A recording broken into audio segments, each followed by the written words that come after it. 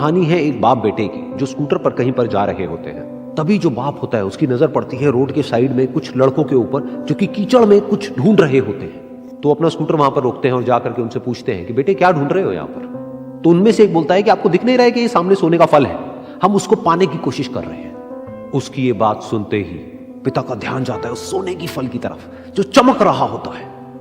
फिर उनके माइंड में कुछ इमेजिनेशंस बनने लग जाती हैं कि काश ये जो फल है ये मेरे बेटे के पास में आ जाए तो ना सिर्फ उसकी बल्कि मेरी भी जिंदगी बदल जाएगी। तो बिना सोचे समझे अपने बेटे को धक्का मार देते हैं उस कीचड़ में और बोलते हैं कि तुझे किसी भी कीमत पर वो फल लेकर के आना है। लेकिन बेटे को वो फल नहीं चाहिए होता है, उसके अपने कुछ और ही सपने होते हैं। वो बहुत कोशिश करता है अपने पिता को ये समझाने की कि मेरी खुशी इस फल में नहीं है, मेरी खुशी कहीं और है, मेरे सपने कुछ और है। लेकिन उसके पिता उसकी एक नहीं सुनते हैं। वो उसको धक्का मारते हैं उस कीचड़ में और बोलते हैं कि मैं तुझसे पूछ नहीं रहा हूं, तुझे बता रहा हूं कि तुझे वो लेकर के आना है। तो वो बेटा भी अपने बाप के सपने को सच करने के लिए अपनी पूरी जान लगा देता है और पूरी कोशिश करता है कि किसी तरीके से उस सोने का फल उसके हाथ में आ जाए। लेकिन जैसे जैसे वो हाथ पैर मारता है उस फल को पकड़ने के लिए वो और नीचे धंसने लग जाता है और फिर जाकर के उसको समझ आता है कि ये कीचड़ नहीं है, ये दलदल है।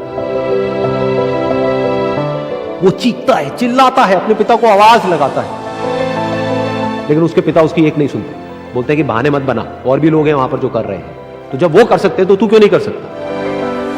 तो एक बार वो फिर से कोशिश करता है और अपनी पूरी जान लगा देता है, लेकिन उसके बाद भी उसके हाथ में कुछ नहीं आता है और वो धीरे धीरे नीचे धंसता चला जाता है और मर जाता है।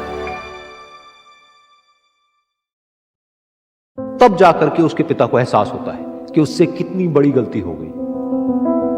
वो वहीं बैठ करके रो रहा होता है, चीख रहा होता है, चिल्ला रहा होता है। तभी वहां पर एक साधु आता है और वो साधु उस आदमी से पूछता है कि तुम क्यों रो रहे हो। फिर वो आदमी उस सोने के फल की तरफ इशारा करते हुए उस साधु को अपनी पूरी बात बताता है और बोलता है कि इसमें मेरी क्या गलती है, मैंने तो जो कुछ भी किया अपने बेटे की खुशी के लिए किया।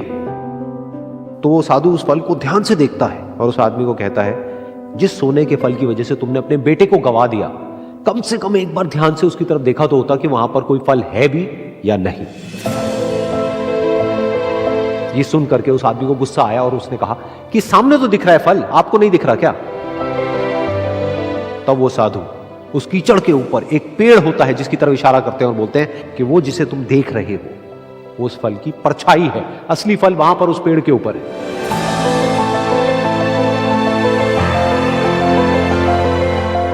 फिर वो साधु उस आदमी को बोला कि अपने बेटे को जबरदस्ती धक्का देने की बजाय और उसको बताने की बजाय कि तेरी खुशी किसमें है, अगर तुमने उससे पूछा होता कि बेटा तू बता तू क्या करना चाहता है और तेरी खुशी किसमें है, तो ना सिर्फ तुम्हारा बेटा जिंदा होता बल्कि हो सकता है कि उसके हाथ में वो असली सोने का फल भी होता।